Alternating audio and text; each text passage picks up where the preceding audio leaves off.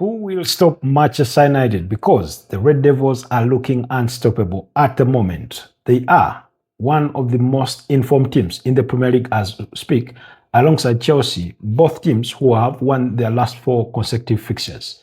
Yes, hi everyone, welcome back to the Football Tribe UG channel. Robert Kesakos is your usual suspect. Welcome back to yet another episode on your favorite football updates channel. It's a pleasure to always have you around, and thank you so much to all our new subscribers. To the usual suspects, it's always a pleasure to have you around. You are the reason as why we keep going.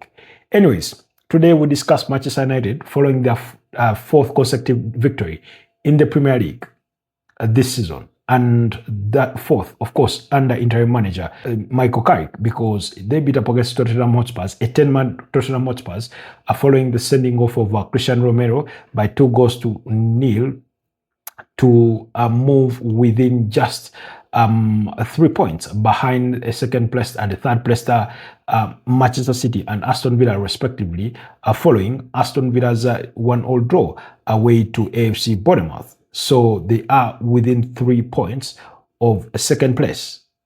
Like I said, there's a lot going right for Manchester United, and yet Michael Carrick has not changed much. All he simply did was motivate this team, get them back to the basics, play the right players in their rightful places, get Bruno Fernandes from playing number 8, play him in a 10, let Kobe Mainoo back into the team.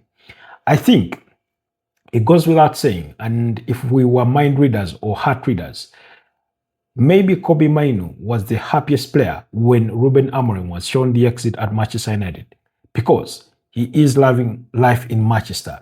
In any case, he's more open to contract renewal talks than he has ever been.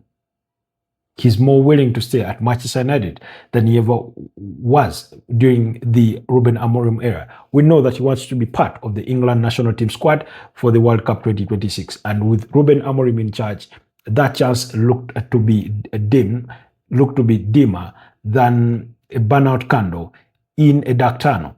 Why? Because he rarely played. He hardly played. And yet we know if you want to get to that call up on the national team, you ought to be playing. It's the same reason Endrick did not get a call up from Carlo Ancelotti. Anyways, back to the conversation with Manchester United. So the question is, who will stop this Manchester United side? Because at the moment, it doesn't look like there's a team that is capable of stopping them. Because winning 4 games in a row is one side. But when you look at the caliber of opponents that they have won those 4 games consecutively against, is what will scare you. It is scary to think about the Red Devils. Their first victory was a 2-0 victory against Manchester City in the Manchester Derby. I mean, City rivals, but Man City are second on the Premier League table. Then they took it a notch further and went away to Arsenal at the Emirates Stadium and beat them by 3-2. We're talking about the table leaders. We're talking about a team who most managers have described as arguably the best team in the Premier League and by extension in Europe. By many managers. Christian Chivo said that. Regis Riblis said that. Pep Guardiola has hinted of a similar, note.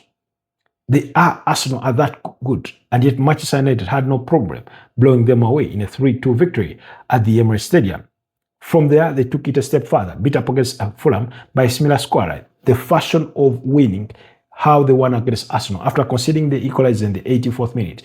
3 minutes later, they were scoring what turned out to be the match-winning goal through Matthias Cunha against Fulham after conceding an equalizer in the first minute of stoppage time. 2-3 minutes later, they were scoring what turned out to be the match winner through Benjamin Sesko. And against Tottenham Hotspurs, they blew away Tottenham Hotspurs. 23 shots on goal. They were brilliant. There's something to love about this Manchester United side. Are there things that they can work on to improve? Obviously, every team out there that plays the game of football has something to improve on. Whether you're Barcelona, whether you're Real Madrid, whether you're Bayern Munich, whether you're Arsenal, whether you're Chelsea, whether you're Man City, every team has something to work on and try to improve. But Man United are looking brilliant. So, 4 wins in a row. Like I said, it's only Chelsea who have a similar record at the moment, and Chelsea are only 1 point behind Manchester United in 5th place on the Premier League table. Should Man United's opponents be wide? Most definitely. If you're Man City, if you're Aston Villa, you're starting to look over your shoulder. If you're Arsenal, are you worried? Maybe not worried, but you will take concern. You will notice that Man United are coming. They are still in your rear view mirror, somewhere behind, but they are coming. And should you slip up, they are looking to seize the gap. They are looking to reduce that gap. They are looking to seize the moment. So now, the other thing, because of they have form going for them, is Manchester United fans have started to dream again. Then, whereas the ambition, or perhaps the objective for Sir Jim Ratcliffe, Omar Barrett, and Jason Wilcox is to have Michael Carrick have the team finish anywhere within the top four so that they get to UEFA Champions League football. Man United fans on the other side have started dreaming. At least some, maybe not all. They see that the Premier League title is equally in sight. 12 points is the difference between them and the top team in Arsenal, but they feel that's not too many, especially with 13 games left to play. Can Arsenal falter to the extent of dropping 12 points in the last 13 games of the season? It's very plausible. It's not unthinkable. It wouldn't be miraculous that if it were to happen. Is it going to happen? You and I do not know with absolute certainty. Only time will tell. But Manchester United are wanting to stay in the moment.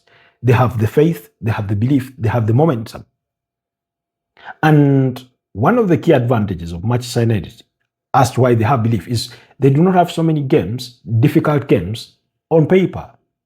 Out of the 13 remaining games for them, among the difficult fixtures, they have a fixture against Chelsea, they have one against Liverpool, they have one against Aston Villa. All the other fixtures are easier on paper.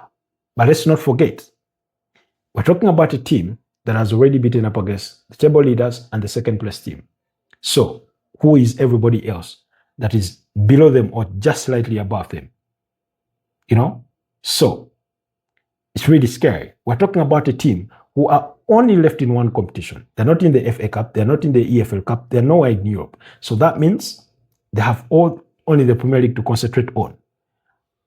As other teams ponder about player rotation, load management, sparing maybe players for the UEFA Champions League, reserving players for the FA Cup, and by extension, Arsenal and Man City thinking about the match final in the EFL Cup, Man United do not have all that worry about.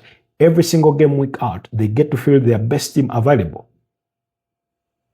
You get, they'll have all the time to recover, go back to the training ground and work on their tactics and improve.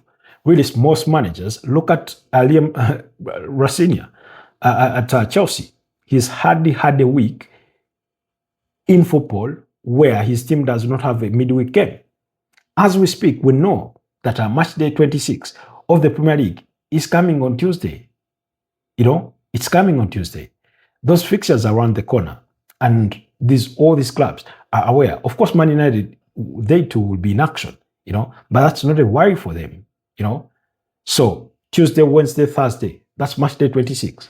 And if you ask, and then after that, the reason as to why we have midweek fixtures is because over the next weekend it will be the FA Cup. Man United won't be playing.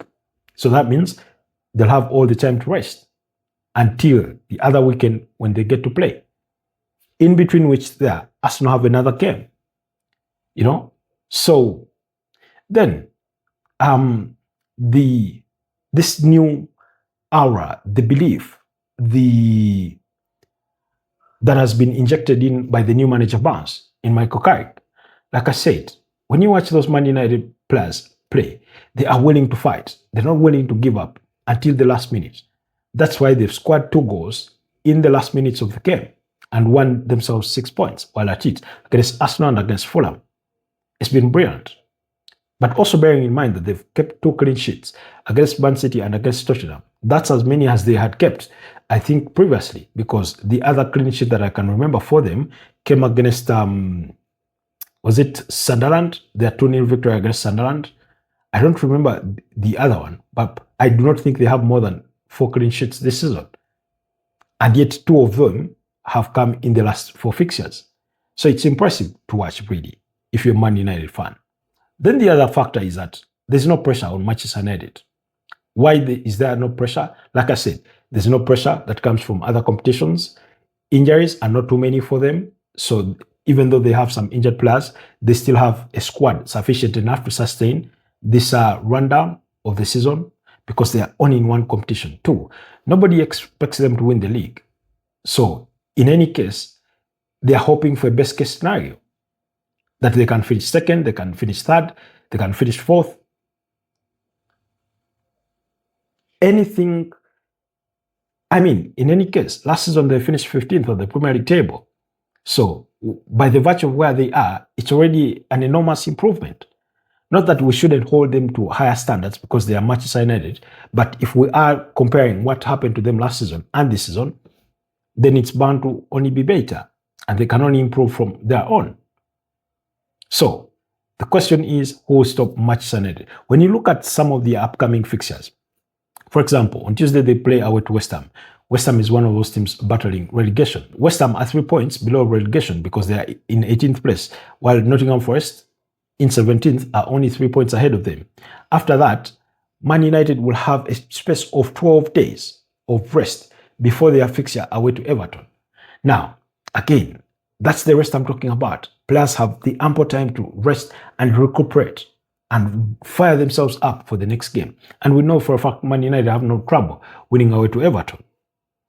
After that, they have another whole week of rest until they get to play Crystal Palace at home. Then they have a midweek fixture against Newcastle. They have, against Aston Villa. We know that the month of March itself comes with an international break. So they will be a fortnight rest, at least, for all teams. But again, who takes the bigger advantage? Because by the time we return back from the international break, that will be around the 18th, 17th. Arsenal will play in that weekend if they have a game to play, knowing that there is a final for them to play.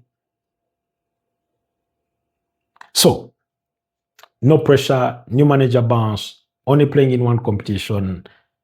Man United are living the dream. Who is going to stop them? Like I said, after playing Newcastle, they'll play Aston Villa, they play Bournemouth. This will be away at the Vitality Stadium. Yes, I understand the cliche that the first leg ended in a 4-4 draw, but this is a different Manchester United. Leeds at home, Chelsea away, Brentford at home against Liverpool.